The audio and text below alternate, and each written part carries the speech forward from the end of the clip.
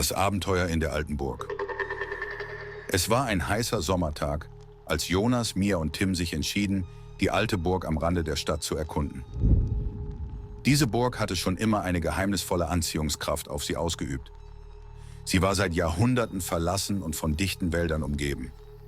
Die Mauern der Burg waren von Moos bedeckt und es hieß, dass die Geister der Vergangenheit noch immer in ihren dunklen Gängen umhergingen. Viele Geschichten und Legenden rankten sich um diesen Ort, und obwohl es hieß, dass dort Geister hausen, waren die drei Freunde neugierig und bereit, den Gerüchten auf den Grund zu gehen. Was, wenn wir einen Schatz finden? Fragte Tim mit glänzenden Augen, während sie den steinigen Pfad zur Burg hinaufgingen. Mia lachte und antwortete: Oder vielleicht entdecken wir nur Staub und alte Spinnenweben. Jonas, der immer der mutigste von ihnen war, führte die Gruppe. Er hielt die Taschenlampe fest in der Hand, bereit für das Unbekannte. Doch tief in ihrem Inneren spürten alle drei, dass dies mehr als nur ein gewöhnlicher Ausflug war. Als sie das große, verwitterte Holztor der Burg erreichten, knarrte es laut, als Jonas es langsam öffnete. Dahinter erstreckte sich ein langer, dunkler Flur, der von den Schatten der Vergangenheit erfüllt schien. Die Wände waren von Moos bedeckt und der Geruch von feuchtem Stein hing schwer in der Luft.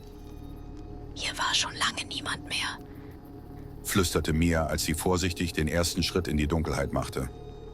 Plötzlich hörten sie ein leises Flüstern. Es war kaum wahrnehmbar, doch es ließ sie alle innehalten. Habt ihr das gehört? Fragte Tim erschrocken. Sie blieben stehen und lauschten. Das Flüstern wurde deutlicher, als würde es aus der Tiefe des Flurs kommen. Es kommt von oben, Sagte Jonas und zeigte auf die alte, knarrende Wendeltreppe, die in das obere Stockwerk führte. Ohne zu zögern stiegen sie die Treppe hinauf. Mit jedem Schritt wurde das Flüstern lauter und eindringlicher. Schließlich erreichten sie einen großen Raum, dessen Wände von alten Tapeten bedeckt waren, die sich teilweise gelöst hatten. In der Mitte des Raumes stand eine große, verzierte Truhe, die von einer dicken Staubschicht bedeckt war. Das Flüstern schien direkt aus ihr zu kommen, als wäre etwas darin gefangen. Sollen wir sie öffnen? Fragte Mia zögernd. Jonas nickte entschlossen und kniete sich neben die Truhe. Mit einem kräftigen Ruck öffnete er den schweren Deckel. Doch statt eines Schatzes oder einer Gefahr fanden sie darin alte Pergamentrollen und einen seltsamen, goldenen Schlüssel. Was bedeutet das? Fragte Tim verwirrt. Jonas nahm eine der Pergamentrollen heraus und begann zu lesen. Es war eine Karte, die einen geheimen Weg durch die Burg zeigte. Der Schlüssel, so vermuteten sie, könnte zu einem verborgenen Raum führen, der in den Legenden erwähnt wurde. Mit aufgeregten Herzen folgten sie den Anweisungen der Karte, die sie durch enge Gänge und versteckte Türen führte. Schließlich standen sie vor einer verborgenen Tür, die sich nur mit dem Schlüssel öffnen ließ. Als die Tür sich mit einem leisen Knarren öffnete, betraten sie einen kleinen Raum, in dessen Mitte eine große goldene Uhr stand. Ihre Zeiger waren still, als hätte die Zeit selbst in diesem Raum aufgehört zu existieren. Unter der Uhr war eine Inschrift eingraviert: Die Zeit ist euer größter Schatz. In diesem Moment begann die Uhr zu ticken und der Raum wurde von einem warmen, goldenen Licht erfüllt. Die drei Freunde standen still und spürten die Bedeutung dieser Worte. Die Uhr erinnerte sie daran, dass die Zeit, die wir haben, das Kostbarste ist, was uns gegeben wurde. Als sie die Burg verließen, war die Sonne bereits untergegangen. Doch in ihren Herzen trugen sie das Licht der Erkenntnis. Sie hatten keinen materiellen Schatz gefunden, sondern etwas viel Wertvolleres: das Bewusstsein, dass die Zeit das größte Geschenk ist, das wir haben. Jeder Moment ist kostbar, und wie wir diese Momente nutzen, bestimmt den Wert unseres Lebens. Mia, Tim und Jonas wussten nun, dass sie die Zeit nicht verschwenden durften. Sie hatten gelernt, dass die Zeit, die sie miteinander verbringen, das wertvollste Gut ist und dass jede Sekunde zählt. Diese Lektion würden sie nie vergessen. Die alte Burg hatte ihnen ein Geheimnis enthüllt, das ihr Leben für immer verändern würde.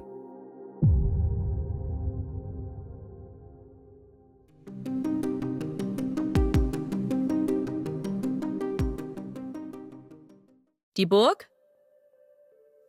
Die Burg stand auf einem hohen Hügel. Die Mauer? Die Mauer der Burg war dick und alt. Der Geist? Man sagt, dass ein Geist in der Burg spukt. Das Gerücht? Es gibt ein Gerücht über einen versteckten Schatz in der Burg. Das Spinnennetz? Das Spinnennetz glitzerte im Morgenlicht. Die Taschenlampe? Ohne Taschenlampe konnte man nichts sehen. Der Flur? Der lange Flur führte zu einem dunklen Raum. Der Schatten? Im Flur bewegte sich ein seltsamer Schatten. Die Wendeltreppe? Die Wendeltreppe führte nach oben. Die Tapete? Die Tapete im Zimmer ist bunt. Die Truhe? In der Truhe lag ein verstaubtes Buch. Die Inschrift? Die Inschrift auf der Wand war schwer zu entziffern. Die Sekunde? Eine Sekunde kann alles verändern. Die Anweisung? Die Anweisung auf der Pergamentrolle war schwer zu verstehen. Geheimnisvoll? Die Burg hatte eine geheimnisvolle Atmosphäre. Verwittert? Die verwitterte Tür knarrte, als sie geöffnet wurde. Feucht? Der Boden im Keller war feucht und kalt. Kostbar? Das Buch enthielt kostbare Informationen. Flüstern? Die Kinder flüstern miteinander im Unterricht. Lauschen? Sie lauschten aufmerksam den Geräuschen im Flur. Zögern? Sie zögerten, die alte Tür zu öffnen. Vermuten? Sie vermuteten, dass der Schatz in der Truhe versteckt war. Verschwenden? Du solltest deine Zeit nicht verschwenden.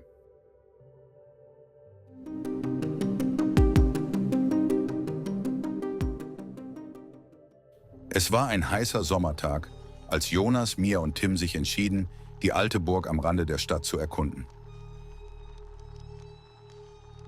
Es war ein heißer Sommertag, als Jonas, Mia und Tim sich entschieden, die alte Burg am Rande der Stadt zu erkunden. Diese Burg hatte schon immer eine geheimnisvolle Anziehungskraft auf sie ausgeübt.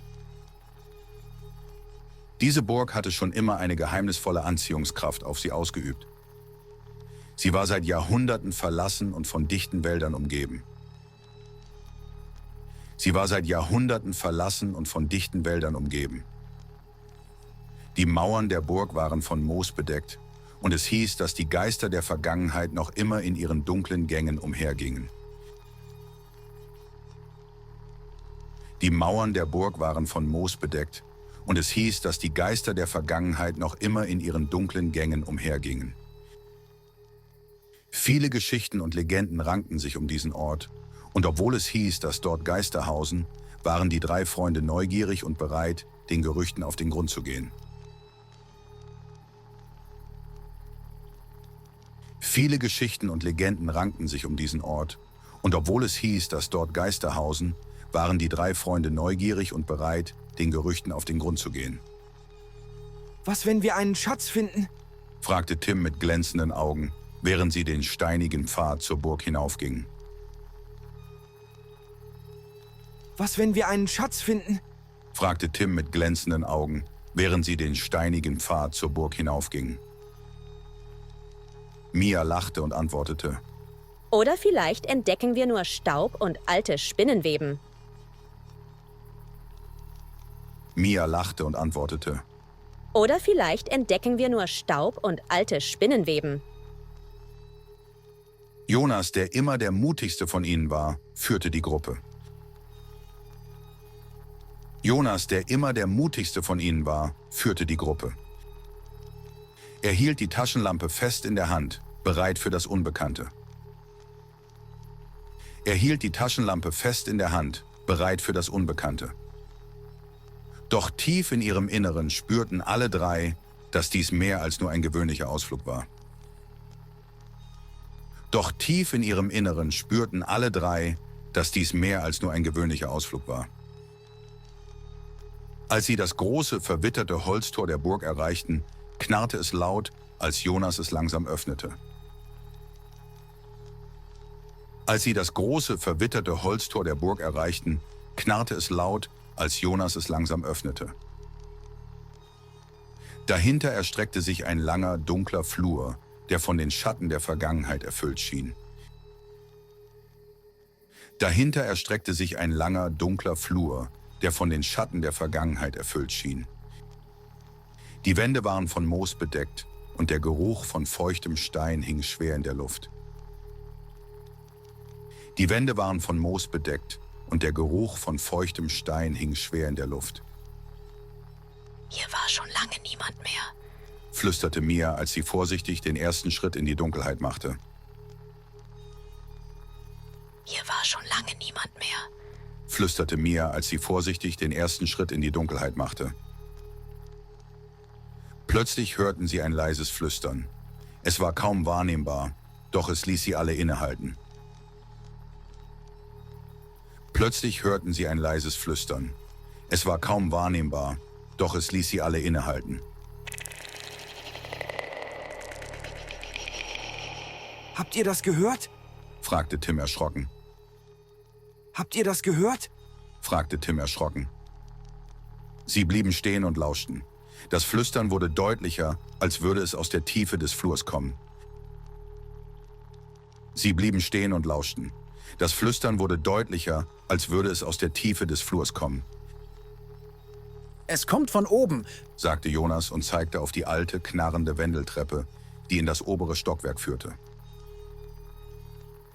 es kommt von oben. Sagte Jonas und zeigte auf die alte, knarrende Wendeltreppe, die in das obere Stockwerk führte. Ohne zu zögern stiegen sie die Treppe hinauf. Mit jedem Schritt wurde das Flüstern lauter und eindringlicher. Ohne zu zögern stiegen sie die Treppe hinauf.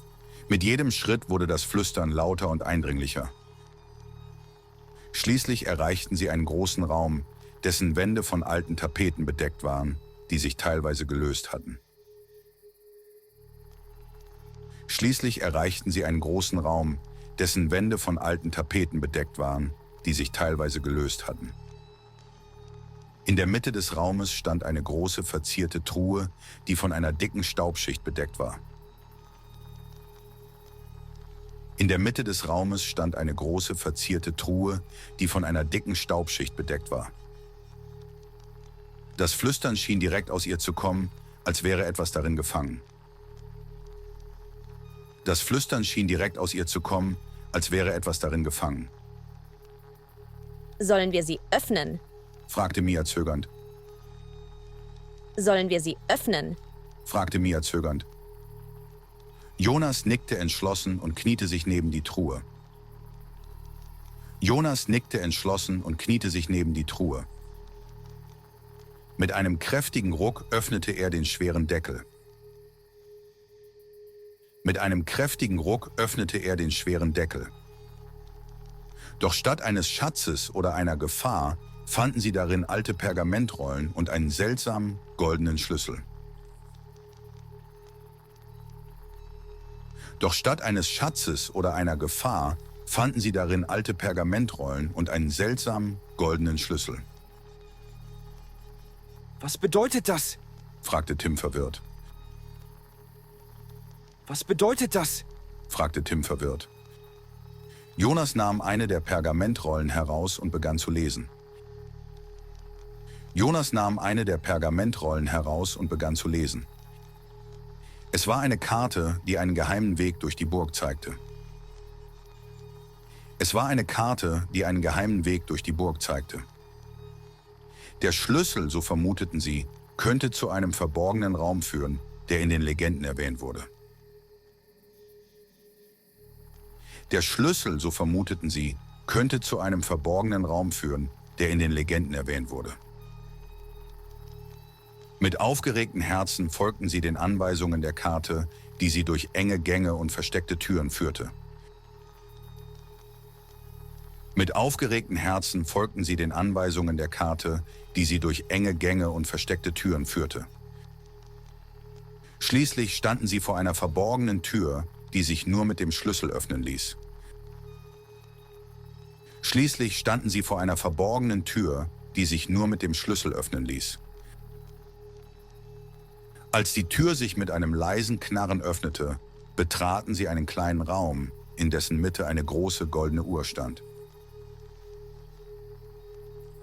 Als die Tür sich mit einem leisen Knarren öffnete, betraten sie einen kleinen Raum, in dessen Mitte eine große goldene Uhr stand.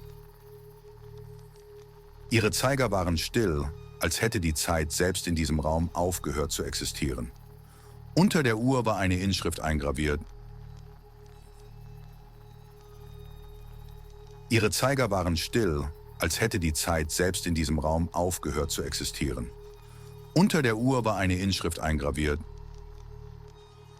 Die Zeit ist euer größter Schatz. Die Zeit ist euer größter Schatz.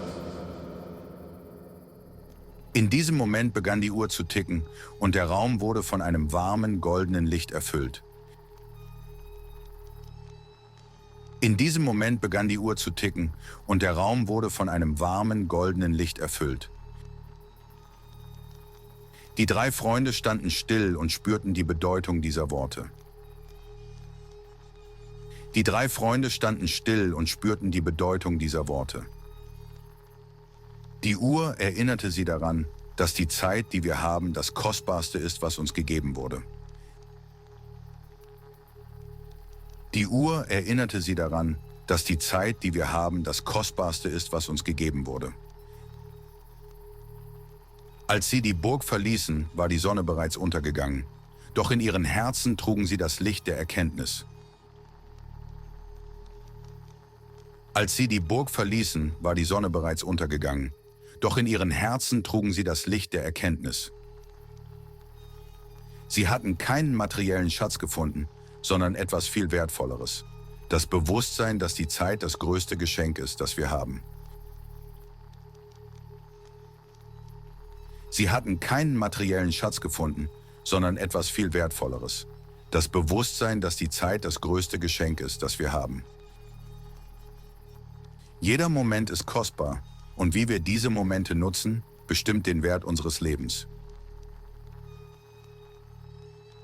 Jeder Moment ist kostbar, und wie wir diese Momente nutzen, bestimmt den Wert unseres Lebens. Mia, Tim und Jonas wussten nun, dass sie die Zeit nicht verschwenden durften. Mia, Tim und Jonas wussten nun, dass sie die Zeit nicht verschwenden durften. Sie hatten gelernt, dass die Zeit, die sie miteinander verbringen, das wertvollste Gut ist und dass jede Sekunde zählt. Sie hatten gelernt, dass die Zeit, die sie miteinander verbringen, das wertvollste Gut ist und dass jede Sekunde zählt. Diese Lektion würden sie nie vergessen. Die alte Burg hatte ihnen ein Geheimnis enthüllt, das ihr Leben für immer verändern würde. Diese Lektion würden sie nie vergessen. Die alte Burg hatte ihnen ein Geheimnis enthüllt, das ihr Leben für immer verändern würde.